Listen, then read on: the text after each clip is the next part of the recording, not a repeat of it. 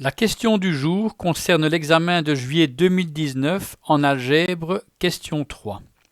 L'intitulé est résoudre dans R l'inéquation suivante 3x² moins 1 strictement supérieur à moins la racine carrée du trinôme x carré demi moins 3x² plus 5. Alors, pour résoudre cette inéquation, il faut d'abord analyser ses conditions d'existence, étant donné que nous avons une racine. Donc, vous savez qu'une racine ne peut pas être négative. Donc, c'est la première chose que nous allons faire. C'est donc de reprendre la racine carrée. Et donc, pour voir si il y a des termes en x qui sont à exclure, nous devons calculer, il s'agit d'un polynôme de second degré, nous devons donc calculer le réalisant de ce polynôme. Donc pour rappel, un polynôme du second degré, sa formule générique c'est ax carré plus bx plus c. On utilise souvent ces coefficients a, b, c. A étant le coefficient en x carré, b le coefficient en x et c le coefficient indépendant. Et donc vous savez que la formule du réalisant est donnée par b carré moins 4ac. En l'occurrence, dans l'exemple, b vaut moins 3 demi, donc je vais faire moins 3 demi au carré, donc c'est le b carré, moins 4 fois a c'est 1 demi et c c'est 5, donc j'ai le terme b carré qui me donne 9 quarts, j'ai le terme moins 4ac qui me donne moins 4 fois 1 demi fois 5, c'est-à-dire moins 10, 9 quarts moins 10 est strictement négatif. Donc qu'est-ce que je peux en déduire ? C'est que ce polynôme du second degré n'admet pas de racine réelle et que il sera toujours du même signe, en l'occurrence du signe du terme en a, donc du coefficient a, c'est-à-dire le terme en x carré, en l'occurrence 1 demi. 1 demi étant positif, x carré demi moins 3x² plus 5 est toujours strictement positif pour tout x appartient à R. Et donc cette racine existera pour tout x appartenant à R. Il n'y a même pas de condition à prévoir. Donc je vais donc reprendre maintenant l'inéquation qu'on doit étudier. Donc 3x² moins 1 strictement plus grand que moins la racine.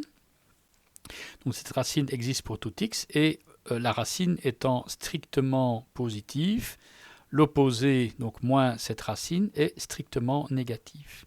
Donc nous avons un membre de droite strictement négatif et on peut déjà affirmer que l'inéquation est vérifiée dès que le membre de gauche est positif et même lorsqu'il est nul. Donc s'il est nul, ça restera strictement supérieur à quelque chose qui est strictement négatif. Donc nous avons déjà une condition qui va permettre de respecter l'inéquation. Il suffit que 3x² moins 1 plus grand ou égal à 0 ou x plus grand ou égal à 2 tiers pour que cette inéquation soit vérifiée. Donc nous avons déjà un domaine de x qui vérifie cette inéquation. C'est le domaine compris entre 2 tiers inclus. Pour rappel, si x vaut 2 tiers, le membre de gauche est nul, mais comme le membre de droite est strictement négatif, l'équation est vérifiée. Et donc, le domaine compris entre 2 tiers inclus et plus l'infini fait déjà partie de la solution en x. Donc, nous avons analysé maintenant le scénario membre de gauche positif ou nul, donc correspondant à x plus grand ou égal à 2 tiers. Nous allons maintenant étudier le scénario complémentaire, c'est-à-dire le scénario x strictement égal à 2 tiers. Donc, je réécris l'inéquation.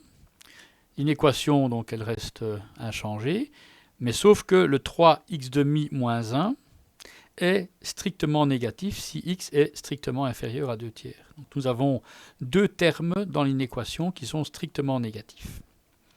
Et donc là, nous allons utiliser les propriétés des inéquations, à savoir le fait que, en multipliant les deux membres par un coefficient négatif, en l'occurrence ici, on choisit moins 1, eh bien, l'inéquation reste vérifiée, mais avec un changement de signe. Donc, j'écris cela ici. Donc, si je multiplie par moins 1, le membre de gauche 3x demi moins 1, que je multiplie par moins 1 le membre de droite, en l'occurrence moins la racine, eh bien l'inéquation est vérifiée, sauf qu'au départ j'avais un strictement supérieur à, va devenir strictement inférieur à. Et donc je vais maintenant développer. Le membre de gauche, c'est donc 1 moins 3x demi, est strictement inférieur à, cette fois-ci, plus la racine, moins fois moins plus, x carré demi moins 3x demi plus 5. Les deux membres étant à présent positifs. Alors, deuxième propriété des inéquations, quand nous avons deux membres positifs, nous pouvons élever ces deux membres au carré. Et donc, l'inéquation restera de mise et avec, cette fois-ci, un signe inchangé. Donc, si j'ai deux nombres positifs, je multiplie par deux nombres positifs, les mêmes. Si l'un est strictement plus petit que l'autre, eh bien le carré de l'un sera strictement plus petit que le carré de l'autre. Donc c'est ce que je vais faire ici. Donc le membre de gauche devient 1 moins 3x demi au carré. Le membre de droite, ben, c'est la racine au carré, c'est-à-dire c'est le coefficient, enfin le terme sous la racine, c'est-à-dire x carré moins 3x demi plus 5. Et je peux donc conserver l'inéquation avec le même signe, à savoir strictement inférieur à. Ce que je vais faire ici maintenant, c'est développer ce carré parfait dans le membre de gauche. Et cela donne donc 1 au carré 1, moins le double produit 2 fois 1 fois 3x demi, plus le second terme au carré, 3x demi au carré, 9x carré sur 4. Et le membre de droite, je le laisse tel quel. Donc nous avons des termes de part et d'autre en x carré, x et 1. Je vais tout remettre dans le membre de gauche. Que donnent mes termes en x carré? 9 quarts, le 1 demi change de signe, 9 quarts moins 1 demi. Le terme en x, les termes en x, d'un côté j'avais moins 2 fois 3 demi, de l'autre côté j'avais moins 3 demi, donc je peux mettre le 3 demi en évidence. Il me reste moins 3 demi fois entre parenthèses 2 moins 1 fois x. Et pour les termes indépendants, j'avais d'un côté 1, l'autre côté 5, 5 change de signe, 1 moins 5. Donc la somme des trois termes, terme en x carré, le terme en x et le terme indépendant, doit être strictement inférieur à 0. Je développe donc les trois termes. 9 quarts moins 1 demi, donc 9 quarts moins 2 quarts, c'est-à-dire 7 quarts. Pour les termes en x, le 2 moins 1 devient 1, il me reste 3 demi x. Et pour le terme, enfin moins 3 demi x, pour le terme indépendant, c'est 1 moins 5, ça fait donc moins 4. Donc j'ai l'inéquation 7 quarts de x carré moins 3 demi de x moins 4 strictement inférieur à 0. Alors à nouveau, pour avoir une expression un peu plus propre, deux choses. Quand je multiplie par un nombre positif, mon équation reste inchangée et avec donc un signe équivalent. Et vous savez aussi que si je multiplie un polynôme par une constante, mes racines resteront les mêmes. Donc le fait que l'inéquation, donc 7 quarts x carré moins 3 demi x moins 4 est strictement inférieur à 0, ça revient au même en termes de conditions sur x, à dire que 7x carré moins 4 fois 3 demi, c'est-à-dire moins 6x, moins 4 fois 4, c'est-à-dire moins 16, est strictement inférieur à 0. Donc nous allons analyser à présent ce polynôme. Donc je le réécris ici. Ce qu'on voit déjà, donc polynôme typiquement ax carré plus bx plus c, on a le terme en x carré, le terme a, qui est positif. Et donc ce que je peux dire ici, immédiatement, c'est que les solutions pour x de l'inéquation, donc je rappelle l'inéquation est strictement inférieure à 0, sont comprises entre les deux racines x1 et x2, et puisque l'inégalité est stricte, ces deux dernières racines sont exclues. Alors pourquoi est-ce que j'ai été aussi rapide? D'abord, en fait, il y a deux racines, je ne dois même pas les calculer, je sais qu'il y a deux racines. Pourquoi? Parce que, propriété des polynômes du second degré, si le terme en C a un signe opposé au terme en A, donc le terme indépendant par rapport au terme en x carré, je sais que le polynôme admettra toujours deux racines réelles. Ça, c'est un premier point. Et deuxièmement, pour savoir si les solutions sont comprises entre les deux racines, je dois repartir du fait que le terme en A est strictement positif, que si graphiquement je dis que le polynôme c'est P de x ou c'est y de x, que la forme graphique de P de x ou de y de x est une parabole, toujours. Et la concavité de la parabole, elle sera vers le haut si le terme en A est strictement positif. Et donc vous voyez ici que, bon voilà, la concavité est dirigée vers le haut. Nous savons qu'il y a deux racines. Et donc, simplement par construction, les valeurs pour lesquelles le polynôme est nul, ce sont les deux racines. Les valeurs pour lesquelles le polynôme est strictement positif, c'est entre moins l'infini et la première racine, ainsi qu'entre entre la deuxième racine et plus l'infini. Et que les valeurs comprises entre les deux racines donnent lieu à une valeur de polynôme, donc un p de x strictement inférieur à 0. Pour rappel, c'était ces valeurs-là, puisque le polynôme était avec un a positif et devait être strictement inférieur à 0. Donc ce sont bien les valeurs comprises entre les deux racines qui satisferont donc à cette inéquation. Il nous reste donc maintenant à calculer les deux racines. Donc pour rappel, moins b plus ou moins b carré moins 4ac sur 2a.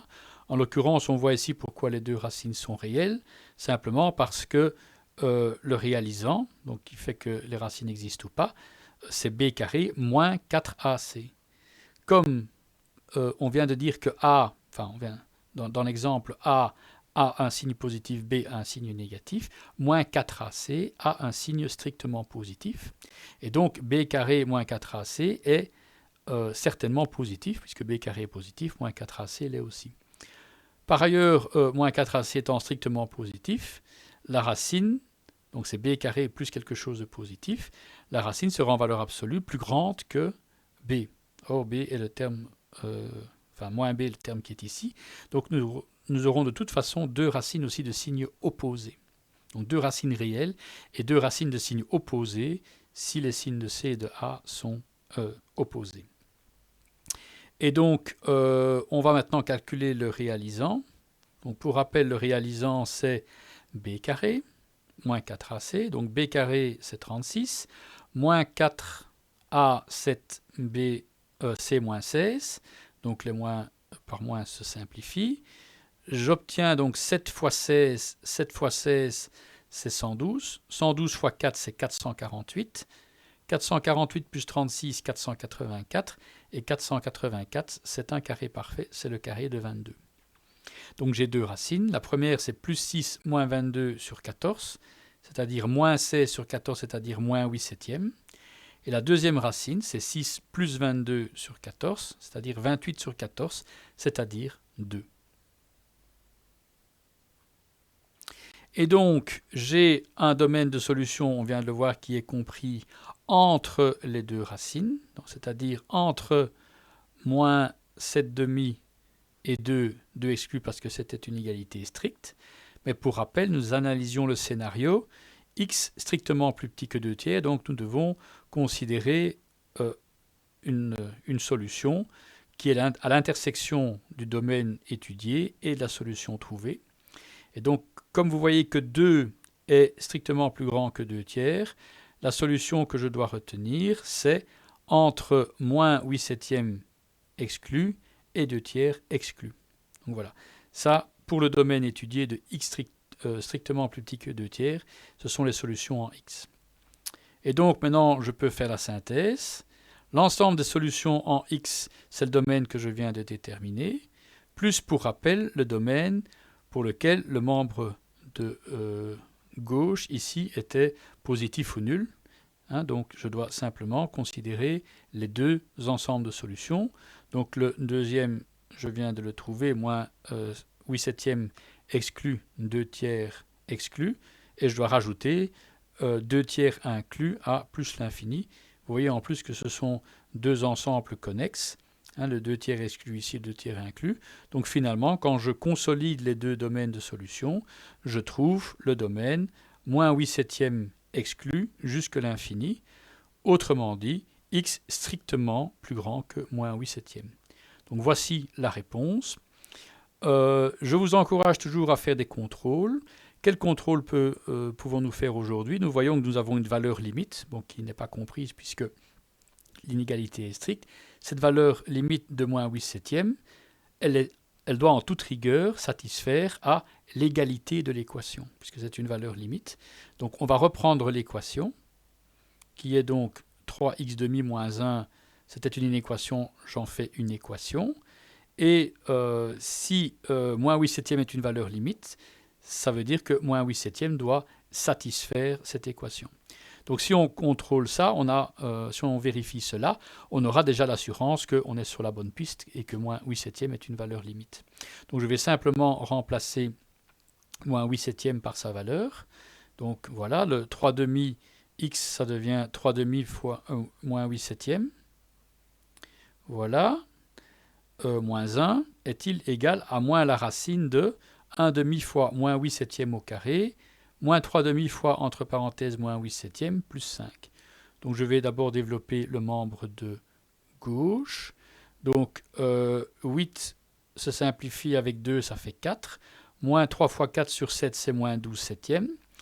Moins 1, je le mets au même dénominateur, c'est-à-dire moins 7 septièmes. Donc mon membre de gauche est celui-ci, donc moins 12 moins 7 divisé par 7. Au niveau du membre de droite, je vais développer. Le moins 8 septièmes au carré, ça donne plus 64 49e. Le moins fois moins se simplifie, donc j'ai plus 3 demi fois 8 septièmes, plus 5. Je continue, donc le membre de gauche, ce sera directement donc moins 19 septièmes, moins 12 moins 7, moins 19. Le membre de droite, je développe ce qui est sous la racine. Donc 64 divisé par 2, ça fait 32. Donc ça fait 32 49e pour le premier terme. Le deuxième terme, vous voyez que le 8 demi fait 4. 3 fois 4 sur 7, ça fait 12 septièmes. Le troisième terme reste inchangé. Vous voyez que les trois termes, je peux les réduire au même dénominateur de 49. Ce que je vais faire. Donc le premier terme au numérateur, ça reste 32. Le deuxième terme, c'est 12, je dois multiplier par 7.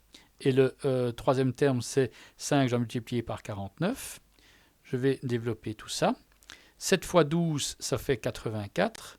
49 fois 5, donc 50 fois 5, 250, moins 5, 245. Le 32 plus 84, ça fait 116. 116 plus 245, ça fait 361. Et 361 n'est autre que le carré de 19, alors que 49, on savait que c'était le carré de 7. Et vous voyez que on aboutit à moins 19 septièmes d'un côté, moins la racine de 19 au carré sur 7 au carré, et vous voyez que cette égalité est bien respectée pour la valeur de moins 8 septièmes, et donc moins 8 septièmes était bien une valeur limite du domaine de solution. Et voilà, ceci clôture la question.